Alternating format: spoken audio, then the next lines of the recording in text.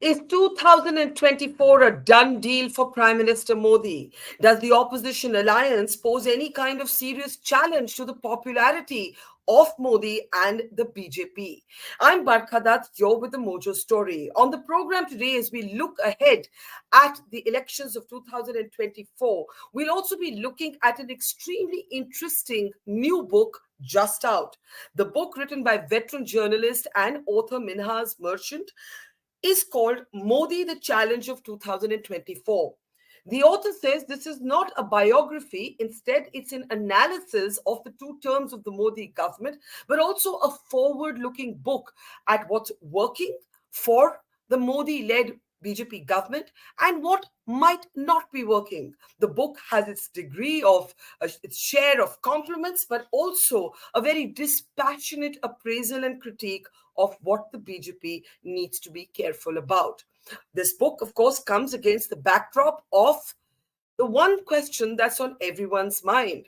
Is 24 in the bag already for Narendra Modi, or could something change the game? As I said, Minhaz Merchant, who's of course a very, very senior journalist, a veteran observer of politics, has chronicled the times and innings of several prime ministers, is with us. I want to welcome Mr. Merchant to the program now as we talk about his fascinating book. Very, very, if you're interested in politics, you've got to pick up this book. And I want to actually start, Mr. Merchant, thank you for speaking to us. I want to start with how your book opens. You talk about a meeting that you had with the Prime Minister. You talk interestingly about how the Prime Minister once suggested to you that you write his biography and you politely declined to do so. But you remember, and I'm paraphrasing here, the look in his eyes, the gaze as he centered his face on yours. Talk a little bit about why Mr. Modi's eyes and the expression in his eyes frame the opening of your brand new book. Yeah, thank you, Barkha. As far as the first meeting with Mr. Modi was concerned, what struck me, as I said in the book, is his gaze, unflinching, riveting, and that told me that it was really a part of his personality, hard-driven, determined, and with an ambition that did not have any sort of ambiguity.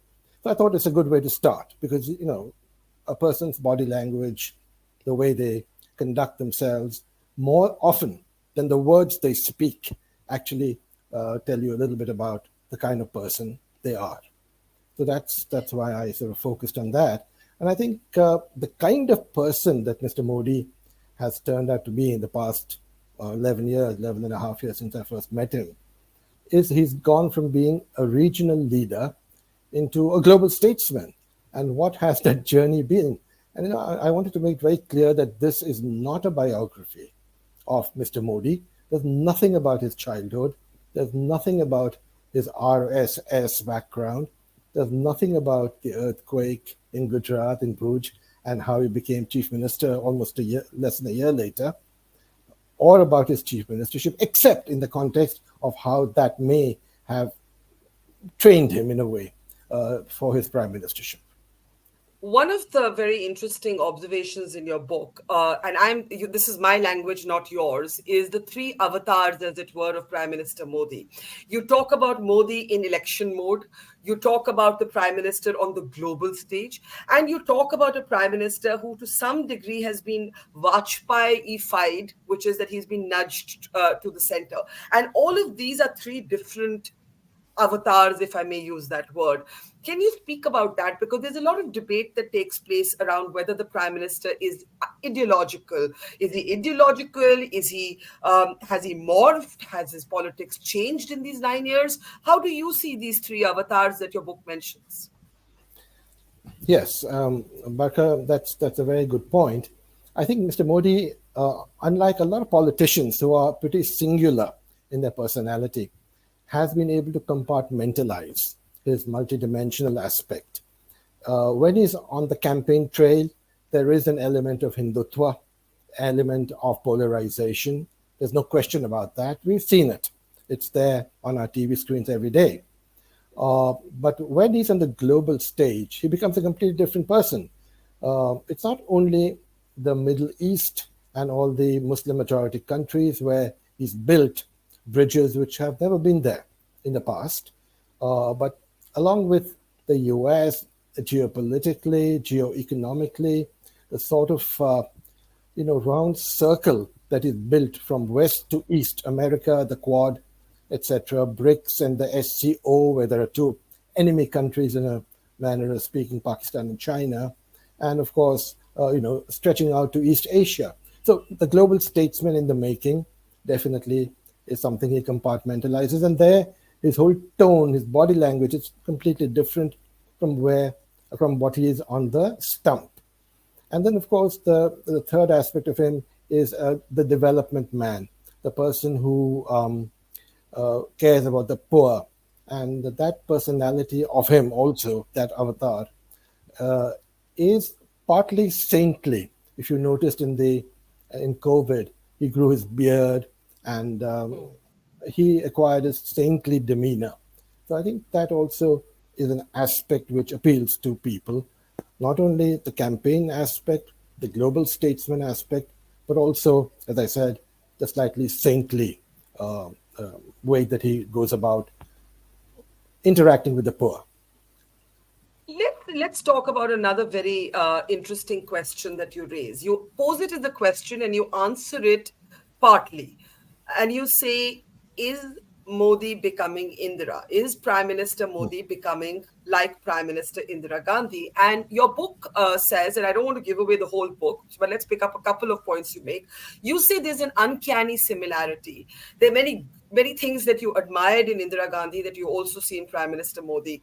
But you also warned that some of the mistakes that came from Indira Gandhi's overconfidence or insecurity are mistakes that the BJP might be making with the Prime Minister. And the one word you use is that the sycophancy by others around the Prime Minister has to stop. Can you Yeah, talk about the parallels here with Indira? yeah, indeed. But before that, I'll just quickly talk about the Vajpayee angle, which you'd asked me about, which I didn't quite address. Yes. The Vajpayeeification. That's one of his avatars, one of the three avatars, and that is the slightly more, poetic version of Modi, where he tends to, the Pasanda Muslims, etc. He is almost now sort of tending towards a center, just as Vajpayee did. There was the Advani Vajpayee duopoly, in which Advani was the hard right man, and Vajpayee was supposed to be the soft Hindutva person. And that gradually changed. And eventually, Vajpayee actually, as you know, Barkha, started off in the 80s as the hard right man. And Advani was not so much in the picture. And then Vajpayee shifted towards the center, the right center, and Advani was a hard man. A similar thing is happening with Mr. Modi, in the sense that he started off in the late 80s. He joined the BJP in 87. And in the first 10 or 15 years when he was with the BJP from the RSS, he was a hardliner.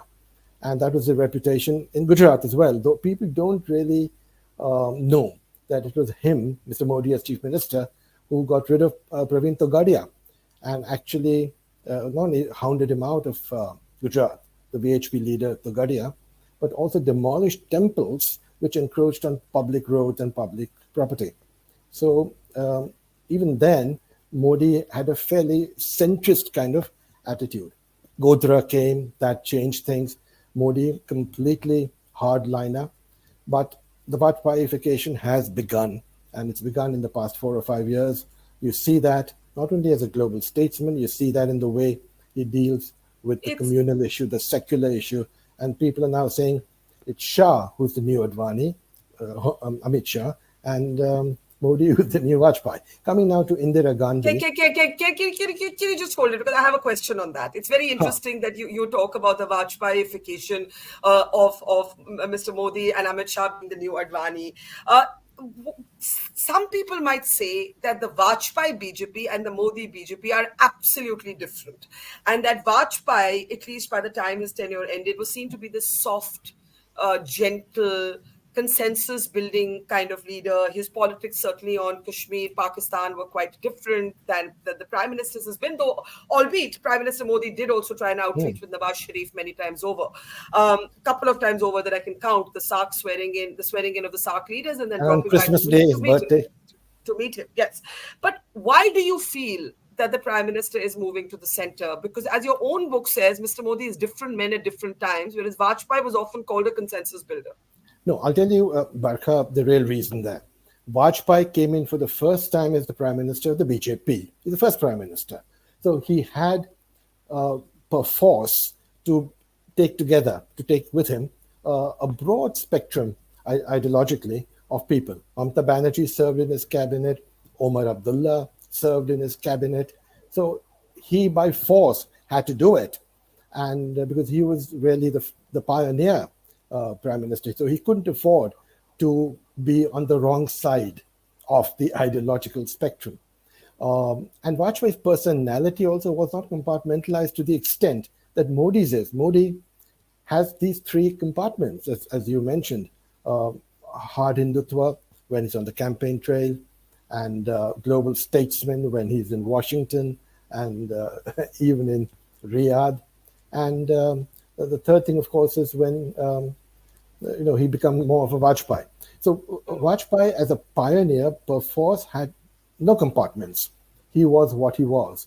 Whereas Modi, very cleverly, or you can use another word, has been able to compartmentalize himself, and is therefore, you're right, the Modi government is not the Vajpayee government, even though he has moved slightly to the center. Vajpayee throughout was, a fairly singular kind of person. But I think Mr. Modi has three dimensions to him. And therefore, you're quite right in saying that it's a completely different kind of government. And that's why he's not attracted allies of the kind that Mr. Vajpayee attracted, 24 of them, apart from the recent 3 or 4 that he's got, because of obviously the India threat. Throughout the past 5 or 10 years, there have been virtually no allies. In fact, allies have left, not only the JDU and the Shiv Sena, the big ones, but many other smaller ones as well. So people like Paswan and all have returned. Let me now take you to the Indira Gandhi question and the parallels that you draw. So do go ahead with what you think is similar and what you think is different. Coming to Indira, I think there are 2 or 3 things which make Mr. Modi similar to Indira, but there are dissimilarities as well. The similarities are that he's a strong prime minister. So was Indira Gandhi. The second is that he's a nationalist, which means he cares about national security beyond anything else. And Indira Gandhi was that too. Not the Bangladesh war only, alone, not just that, but Indira Gandhi was a very nationalist leader. Now, the word nationalism is misconstrued, as we've spoken of in the past. The kind of, people conflate nationalism in Europe of the 30s and 40s, 1930s, 1940s, with nationalism in India. The nationalism definition in Europe was expansionary, exclusionary, conquering, racist, fascist. Whereas the nationalism of the Gandhi, of Mahatma Gandhi and Nehru, etc., was anti-colonial. It was not expansionary. It was inclusive, the Khilafat movement, etc., etc. So, in that sense, I just wanted to redefine nationalism. Our nationalism is about national security against terrorism. It's all about economic security coming from an impoverished situation after independence, because the British in 190 years had impoverished India and enriched themselves. But that's a different subject. And my next book is in fact partly civilizationally due to is on that, but that's beside the point. So Indira Gandhi similarities: strong leader, strong nationalism defined properly. But there are dissimilarities also, particularly in the background. Indira Gandhi came from a privileged background. Modi came from a very, very poor background, as you all know. But what people don't realize is that Sonia Gandhi also came from a poor background. In fact, she went to England to learn English because at the age of 16, in 1962, because her father really couldn't afford to keep the family well. So But can I come in? Can I come in before you move to Sonia Gandhi and Indira Gandhi and the point that you make about possible sycophancy? I think the line you say yes, is the yeah. deification of the prime minister must stop. Who is responsible for this deification? Is it the There are, media? there Is are, it the there are six political things, culture? Barkha, Yeah. in which, and I think I've criticized him on all six, in which I think Mr. Modi needs to improve. The first is that there are too many yes men in the BJP. You've got to have more no men. Great leaders surround themselves with people who are smarter than themselves. That's an old management dictum. But you've got to have people who dissent, who say to Mr. Modi that no, this policy can be improved, this is not the right direction in which we're moving, and so on and so forth. So you have to have more no men and less yes men. But number two is deification, as you mentioned. That leads from the fact that you don't have enough people to argue with you. You've got to have people to constructively tell you where you're going wrong. And the deification then starts, the sycophancy starts. Every op-ed by a minister has Modi ji did this and Modi ji did that. And under the leadership of Narendra Modi, we did this. And under the leadership, that's very, very wrong. It happened with Indira, D.K. Barua, what he said about India, Indira, India is Indira, Indira is India. It should never happen that Modi is India, India is Modi. And Mr. Modi, I know for a fact, likes constructive criticism. And even though he's got used to sycophancy and deification and flattery and fawning people, even though he's got used to it, there is a part of him which actually welcomes constructive criticism. And he's quite a lonely person because after 10 o'clock, there's nothing. He just doesn't have, obviously, family, friends, nothing. In a three bungalow prime minister's residence, it's a lonely life. So he looks forward to people who can argue with him. But what does he have? He have yes, sir, no, sir, thank you very much, sir, gee. So that sycophancy is definitely a problem. There are four more problems, very, very briefly, because I know I don't want to bore you on this, but he must have much less protectionism in economic policy. I've written about the economy in detail. I know that Nirmala Sitharaman has recently talked a lot about how we're not getting into a license Raj. Make in India is good. We've got to have all of that, but Make in India should not lead us to a license agreement where discretionary bureaucratic powers are then given, and that leads down a slippery slope. And then there's, of course, polarization. You've got to be careful about that. You can never have that as an electoral gambit, though the Congress has polarized the country for 70 years. Muslim polarization to appeasement, you know that. None of us talk about it because it's not politically correct. In nice living rooms, we don't talk about such things. That, oh, you must give Muslims the first right to all resources. That's communalism. It's not secularism. So polarization, 70-year history. Modi should not continue it. He should stop it. He hasn't. And then finally, the two things, the last two of the six critiques of Modi, compliances. Too many of them, small and medium enterprises, have difficulty in complying with a lot of unnecessary rules. Regulation good, over-regulation bad. And finally, communications. The BJP has the worst communications in the history of India. They are behind the Why? narrative, catching up Why all do the you time. why do you say that? Because the general narrative is that Mr. Modi has television channels eating out of his No, hand, but and I'll tell kind you of why I'm saying it, uses Barkha. social media to I'll tell own you the why I'm narrative. saying it. The TV channels, sure, the Ambani-owned channel, the Adani-owned channel, the Jain-owned channel, they're all owned by business tycoons. You know that. Every single channel, except one or two, are owned by big businessmen. Now, they will obviously go with the people who are in power, as your former channel did for 10 years when the UPA was in power, NDTV. We've got to be completely upfront about things.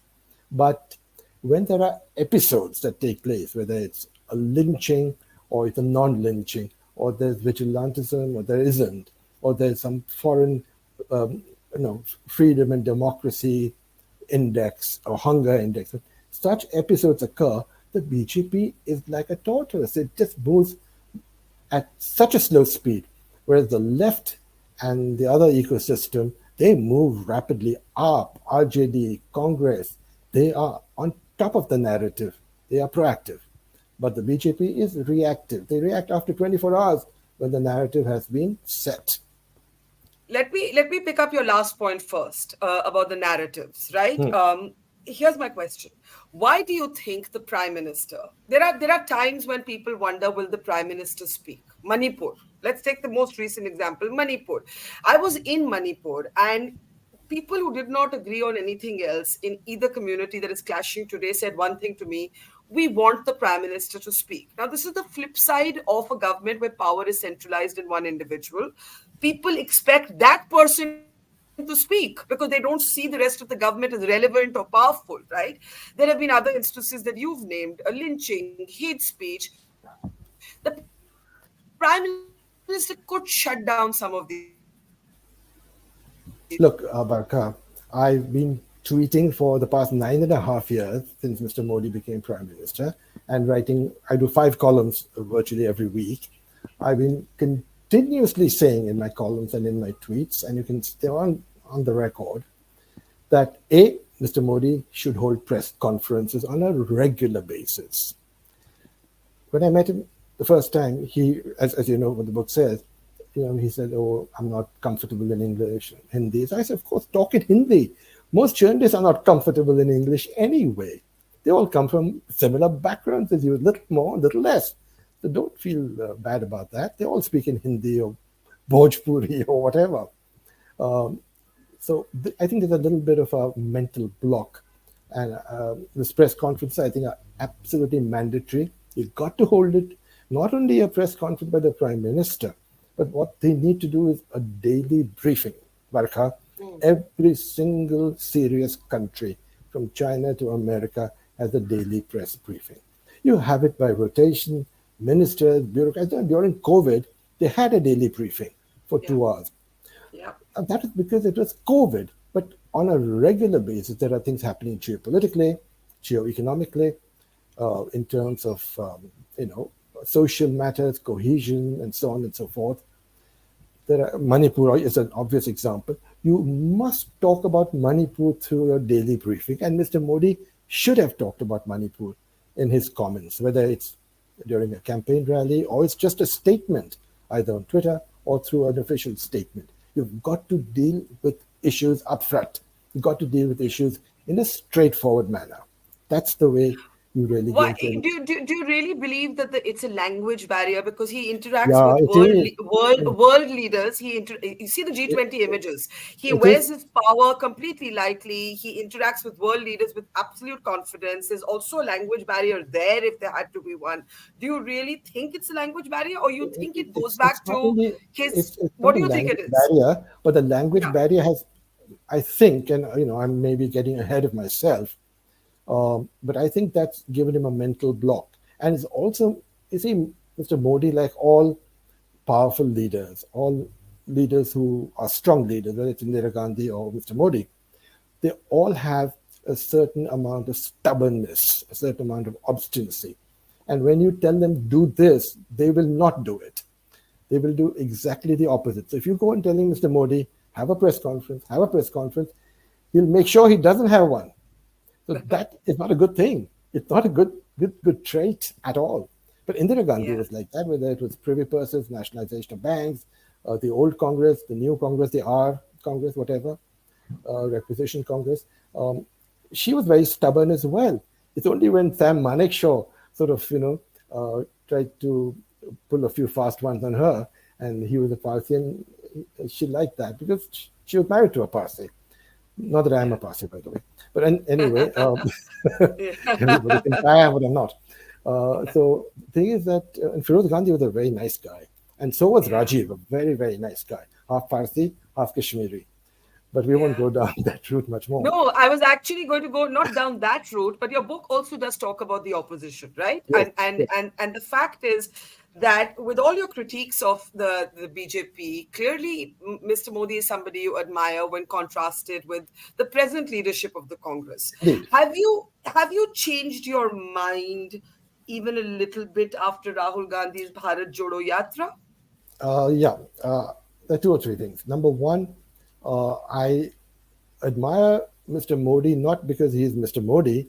I like some of the things, not all of the things, but a lot of the things that he's doing for the country in terms of infrastructure, welfare benefits, electrification, last mile electrification, water on tap, food subsidies, digitization, the master plan, Gati Shakti, the master plan infrastructure, enormous. And of course, geopolitically, foreign policy. So I admire what he's done, but not necessarily Mr. Modi himself, because I don't believe in a personality driven politics, but in institution based politics.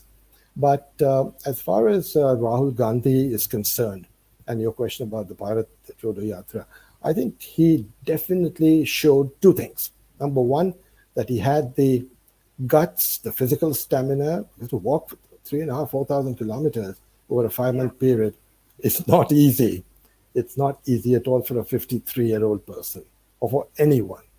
And the second thing is he showed a certain amount of determination, not going abroad to Bangkok every now and then. Yeah, I think definitely my opinion of him changed, not in terms of admiration, because I don't admire anyone except perhaps a few TV hosts. But I hope present company included. absolutely. No, But let me ask you. sorry, Sorry, I'll go just ahead. quickly about Rahul.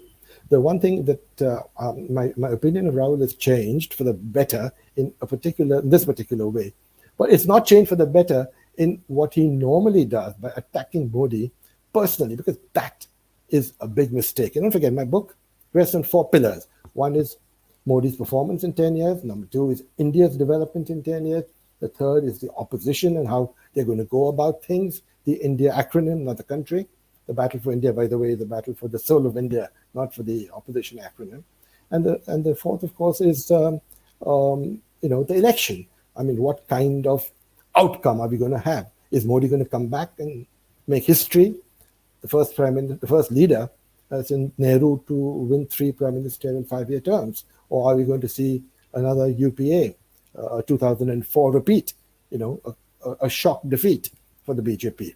So the book rests on these four pillars. So Rahul, while I think that he's done a good job on Bharat Jodo Yatra, etc., he's not done a good job by attacking Modi. That is a mistake. It's a tactical mistake.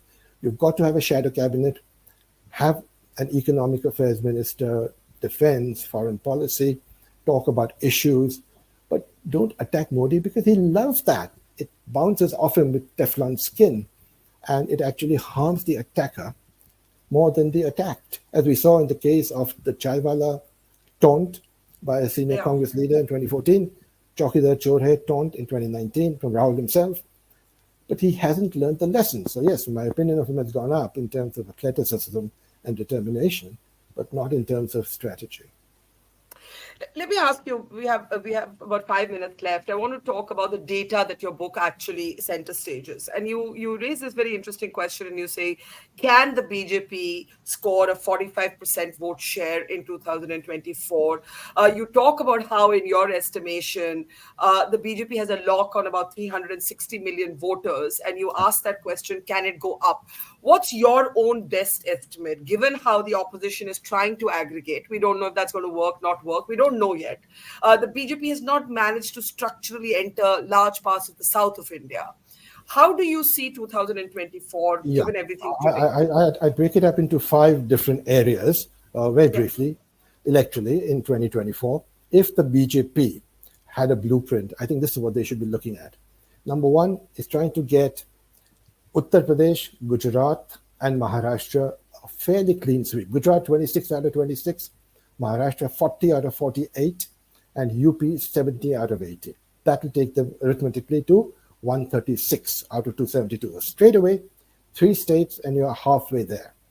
Then second, look at the Hindi heartland. There are 7 key states there: Rajasthan, Chhattisgarh, Madhya Pradesh, Haryana, Uttarakhand, Himachal Pradesh, Delhi. In this entire lot, they're not going to get a clean sweep like they did in Rajasthan with a virtual clean sweep, Madhya Pradesh 2, and so on. They're not going to get that. Delhi 7 out of 7. I'm not sure, depending on how the seat sharing goes in Punjab and Delhi. Punjab is out, of course, for the BJP. But in Delhi, AAP, Congress together or not will make a difference. So in these 7 states, I reckon the Hindi heartland, if they can get approximately 80 seats, which I think they will, then that 136 of the 3 states that we talked about goes up to 216. Then they've got to focus number 3, the third cluster, on the east. And there are 4 important states there: Bihar, Odisha, Jharkhand, and West Bengal.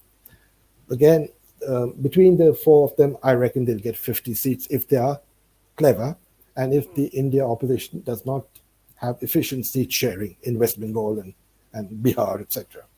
So there you go up to 266 right away. And then you move to the northeast, the 4th group. There, Assam plus the rest of the northeast, there are 25 seats on offer there, and I think 15 is viable despite what's happening in Manipur. So straight away you go into 281 mathematically.